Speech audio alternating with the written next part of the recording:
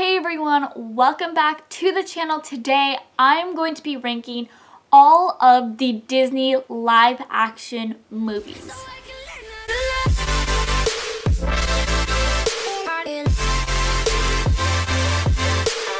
Okay, so before I actually rank the live action movies, I just want to say real quick, sorry about the lighting. You know, here on the channel we always have a problem with lighting. Don't know why, we just always do. But anyways, so I decided one day, why not? Well, not like one day. I just saw Maleficent Mistress of Evil a few weeks ago, and I was like, okay, this is not a bad live action movie. And then I was thinking, why don't I do like a thing where I rank like all of the Disney live action movies? So here we are today. So today I have chosen all of the live action movies, starting basically with Alice in the Wonderland, which I think was the first out of all of these, and then below. I was gonna do 101 Dalmatian on this list, but I decided not to. Basically, this is my list that I have. As you can see, this is where all of the movies are. And I'm going to be using this little thing here because you cannot see, for some reason, my cursor on this. So I'm using that as kind of like my pointing tool. But these are all the movies. I think there is 14, or there might be 12 or 11. Yeah, there are 11 movies on here. Originally there was 14, but then I changed it to 11 because I really kind of wanted to focus it on the new films. Okay, so let's start off. So basically, if you don't know what a tier list is, it's this big thing that has kind of these letters over here, and these letters kind of represent the categories that should be put in. So obviously the A, B, C, D, F is kind of like a normal grading level for school. Like you get an A, that's like outstanding, B is like you're above average, C is an average, D is below average, F is like horrible. And then up here I have S, and S usually stands for like outstanding, like the best thing ever. And usually only like one movie goes in there. And then A is kind of like the, it's okay movie, but it isn't the best movie, but it isn't like average. It's like actually a pretty good movie to watch, but it isn't like the best movie ever. And then B is kind of like, it's better than average, but it's not up there. And then C is average. D is like, it wasn't bad, but it kind of sucked. And then F is like, this totally sucked. And the way I'm ranking all of these is I'm ranking them based on originality, so not toward the animation, but kind of how it strays away from the animation, still goes on with the story, but at the same time creates its kind of own story. So it isn't the exact same. And then I'm also basing it kind of on characters a lot how the movie flowed, and if the movie had like a good ending. I know with live actions they're like the exact same, but a good live action movie in the Disney type of thing is that it doesn't exactly copy the animation. That it kind of has its own little path with it too. And just the story is good. And I mean, I feel like a lot of people are gonna be like, well, I don't think that that movie should go there. Again, this is like my opinions of what movie I think should go there. So yeah, so these are the movies. And I'm just gonna go one by one, you know. Let's just start off. Okay, so you know, right off the bat, I'm just gonna start off with Alice. Let's start off with Alice. So I'm just gonna put the cursor here and I'm gonna move it. So where does Alice go? Is it considered a good movie or bad movie? So this is where I put Alice. I put Alice at the C rating. A lot of people might be like, well, I think Alice is great. The reason why I put Alice at like the average area was because the movie, it was good. Like, I won't say it's the worst movie. It's definitely strays away a lot from the original. It has its own path, but for me as a kid watching this movie, I was very like confused. It didn't feel like, to me, a Disney movie. It didn't have like the Disney magic aspect I think that's because it's a Tim Burton movie. But to me, Alice in the Wonderland, the Tim Burton version, just didn't seem like a Disney movie to me. But the storyline was actually pretty good. I liked how it, in the beginning, was like somewhat of Alice in the Wonderland, and then it strayed off into kind of her being this heroic hero, which I know a lot of movies are like that. So I mean, it wasn't bad, but I won't say it isn't like the greatest movie. It's like an average Disney movie. The Disney magic definitely needed to be a little bit more included in this movie, but I think Tim Burton did a good job in kind of like making it his own and making it actually pretty interesting. So that's kind of like my opinion on Alice in the Wonderland. Let's go on to, oh my god, Beauty and the Beast. Why not? We'll go Beauty and the Beast. So Beauty and the Beast, I put it at the B rating. And again, I know a lot of you might disagree, but personally, Beauty and the Beast wasn't bad. Like, it was definitely very similar to the original version. All the music was the same, la-di-la-di-la-di. But what I really loved about Beauty and the Beast is that it kind of did stray away a little bit from the original. I mean, the beginning and all was the same, but adding a little bit more about Belle's mom and her life I thought was really good. Like, in a live action, I want to see that. I want to see an expansion on topics. Because, like, we never knew who Belle's mom was, and in the live action, we got the answer. That's why I put it as, like, the above. Also, because the story of Beauty and the Beast, I mean, is pretty good. So, I personally like that. And I liked how it was similar to the original, kept the story, but added more things to it that kind of gave it that Disney magic. This movie definitely had some big stars in it, which I also think is the reason why it became pretty famous. I mean, you got Emma Watson in it, and then you got the Olaf guy, Josh Gad. And then you just have a lot of good characters playing characters that you are like, okay, this like is for them. And I thought the acting was actually pretty good in it, and the CGI on the Beast was like amazing. But it definitely was different. I liked in the beginning just how different the whole story was. It was different but still the same. Like, you know what I mean? It was like not the exact same, but it was still different in its own way, which I think a lot of live action movies should be like. It shouldn't stray toward the original. Okay, let's do the next one. So let's go Christopher Robin. Christopher Robin. I put that at the D level. I know a lot of you might be like, oh my god, Christopher Robin was such a cute movie, but to me, being in the movie theater and watching Christopher Robin, I was bored out of my mind. Like, I know it's supposed to be like this guy, Christopher Robin, he forgets about his toys, becomes an adult, comes back to his toys. I mean, I personally relate to a lot of like toys and stuff because growing up I loved playing with toys, so like it kind of connected with me, but I felt like as someone who's older watching this movie, it wasn't really entertaining to watch. As a little kid, I get that this movie would probably be more entertaining to watch, but as a person who's like a teenager and watches this, it was really boring. I mean, the beginning of it was like somewhat good, you know, this Christopher Robin going through his life, growing up, and then it kind of also was very weird. Like, the plot didn't go with it, in my opinion. It was like the Heffalump stuff was like weird, and then all of a sudden Christopher Robin is like finding Winnie the Pooh. Like, it was very weird, the plot was.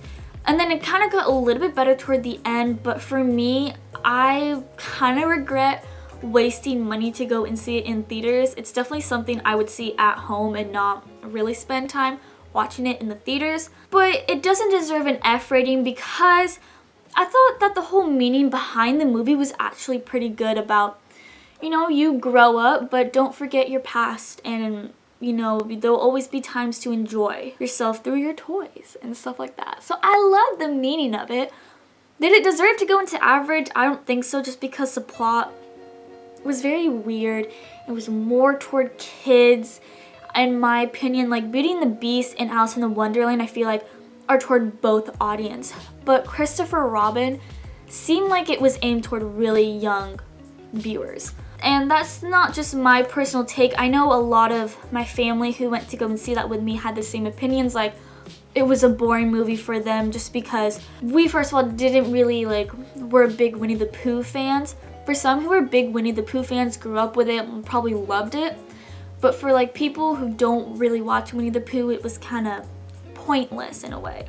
Okay guys, so as you can see, I added in a few more slides just because I forgot to add in Jungle Book, and then I forgot about the Nutcracker movie. I just remembered that, so I added it in because I know a lot of people would be like, well, what about the Nutcracker movie? That's a Disney live action. So I added it in. But I was gonna go with Jungle Book, so let's go with Jungle Book over here. So Jungle Book, I put at the C rating. For me, I put it at the C rating because I thought that it wasn't a bad film. It definitely was different from the original in a good way. For me, watching the original, I never really understood it even when I got older. But watching the live action, I thought was just so mind-blowing. The CGI and all that was great. And the plot of the story was actually pretty good. I liked how the live action just kind of made the movie a little bit less complicated looking. I don't know, because I haven't watched also Jungle Book, the animated one, in a while. And I watched the live action one when it came out. And I understood the live action one way better, just because you can picture it and see it. And I personally love the plot of Jungle Book. I thought it was cool. I mean, the one thing I have against it is just the animals. I mean, if you have talking animals, it's hard for kids to imagine talking animals, and especially Lion King. It doesn't seem as good as the animated one. But I actually thought the animals in Jungle Book seemed pretty good. It didn't seem like Lion King in a way, where it was okay, you need the animation to see all of the expressions. But Jungle Book, I felt did not deserve to go down or up. It wasn't, for me, the greatest film, but it wasn't the worst. It definitely was not a bad film. It was an okay film. But I thought that the plot was pretty good. It had a few kind of changes to it also. A lot like Beauty and the Beast. I personally like the Jungle Book live action better than the original. But in my opinion, since I was never really a big fan on Jungle Book, I just put it the C rating because for me personally, I didn't think it deserved very, very top. But again, I don't think it deserves really, really at the bottom. Okay, next, why don't we do Dumbo? Okay, Dumbo, where did I put it? Oh, okay. So I put Dumbo at C again. Now, a lot of you probably didn't see Dumbo, and I wouldn't blame you if you didn't see Dumbo. It looked like a bad movie in my opinion when I first watched it. But I watched it a day ago because I was I'm doing this video and I have to put Dumbo in. It's a live action, I have to do it. And it wasn't bad. I was watching it, I was actually this actually is not bad. It might be a little bit better than the actual animation. It definitely was not similar-ish to the movie. It definitely went off of the human's point of view at this, but it wasn't bad. I could feel that the Disney magic was there, and it kind of made me understand the movie a little bit better. I know I watched Dumbo. It's a pretty good movie. It's a sad movie. But I liked how just Dumbo also showed a lot of how carnivals treat animals and stuff like that. It was really an eye-opening movie. And I thought that an adult and a kid can watch this movie and have different point of views on it. So I thought it wasn't bad. I thought the plot wasn't bad at all. And I was surprised. I was thinking Dumbo was going to be in the F category because the trailers made it look so bad, in my opinion. But it wasn't bad at all. The plot was really nice, and Danny DeVito in it, and you got a few other people in it too, just made it a lot better. But I don't think it deserves to be the best movie just because I feel like Dumbo, even the story plot of the original was never really the greatest. It was kind of a weird idea, and it just never was always I felt like someone's favorite movie. You know, everyone's favorite movies Little Mermaid, Aladdin, Dumbo wasn't really up there. But the live action did bring something to it. It did kind of make the movie more entertaining. It definitely had a lot of little hints toward the animation, and I like how they didn't make the animals talk. I think that's like the one thing I wouldn't like, is having the animals talk. That would be a little bit weird again. It's very difficult with that. I liked how it was in the point of view of the humans and kind of their idea on the carnivals and stuff like that. That's my opinion, but... Next up I'm gonna do Cinderella. So Cinderella, I put in A category. I know a lot of you might be like, Cinderella A category? What the heck? Like, that's so weird. Why A category? Let me tell you, I'm not being biased because Cinderella's my favorite. I just thought the film was really good. When I first saw it, I was pretty mad because, you know, they're recreating my favorite princess's movie and it's way different. But it being very different from the original was good. Like, it wasn't that different. It still, like, had some of the parts in it, had still, like, the mice in it, and it had the characters in it. But the plot of the story kind of took its own way. And that's what I really loved about this movie, is that it wasn't the exact same. If it was the exact same, I would have not liked it. I liked how they kept the whole Cinderella story, Lady Tremaine, the stepsisters, all that. But they added more, like, Cinderella's mom. They added more about the prince. His name's Kit, I guess. Like, I really liked that. And just the whole plot of it was so nice, and it just didn't feel like a remake, like a total remake of the original. And that's what I like about some of these live actions, that some of them do stray away, which is very nice.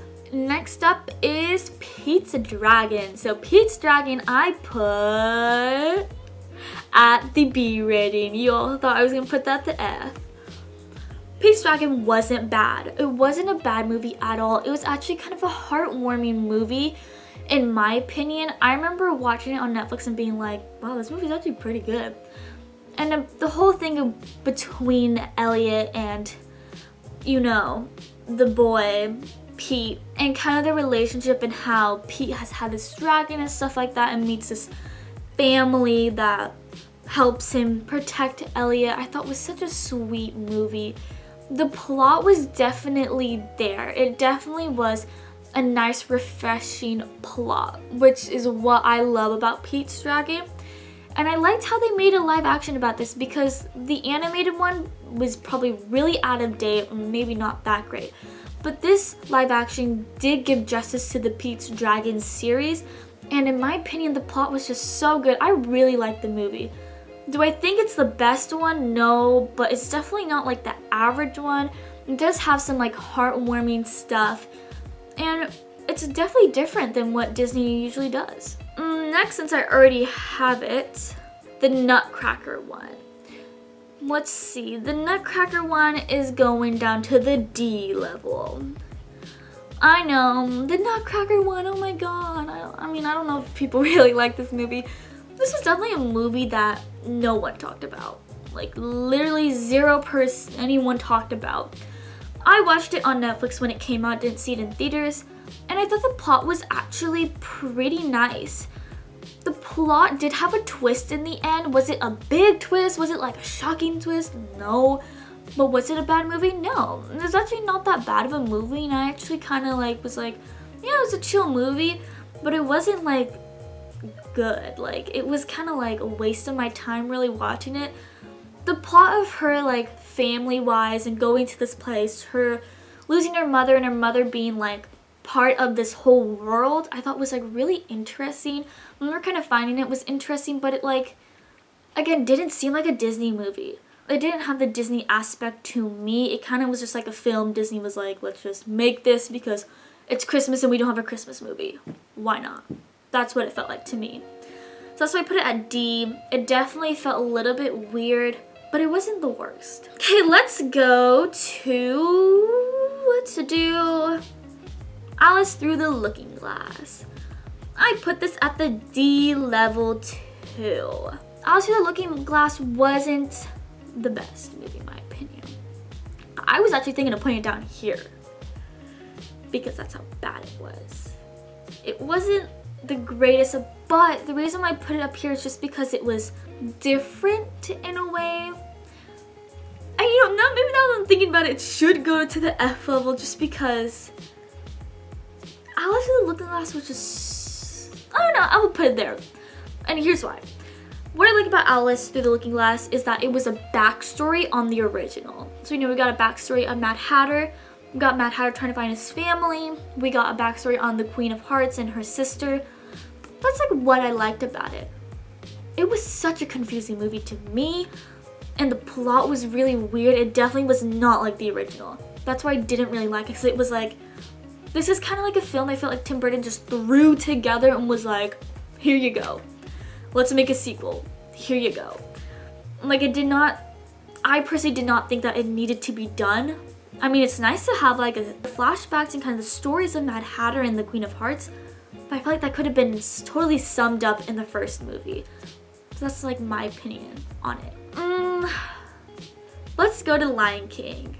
Now, before I do this, I know a lot of people are gonna disagree with me on this, and that's alright. I know Lion King's a beloved film, but was it a good live action movie? No, it wasn't, and I'm putting it at the F level. I know so many people are gonna be so mad at me. I know, I can just feel it coming toward me. I know. Don't worry, I know all of you guys, how you guys are all so involved with Lion King. Now let me tell you, before I tell you, I love Lion King. The animated movie is so good, but the live action, was it as good as the animated one? No way. The live action for me was exactly the same movie. It was like watching the exact same movie, but with real lions. What I didn't like about it was like the CGI could have made some expression. Like when Simba was crying about Mufasa, like you just want to see it in his eyes. Like the terror he feels. Or the part where his father dies and he says, no! Like his expression is the thing that makes it like so heartbreaking. It wasn't there. And what the also thing I didn't like is Scar. Scar is supposed to be this dramatic diva. He's supposed to be like, oh, like that. But he wasn't in the movie, and I was so mad about that. And I can't say anything about the plot. The plot was amazing because it was exactly the same. It didn't even have its like own take. Like usually these live action movies have its own little twist. This one was kind of like the only one that didn't have a twist at all. It was the exact same.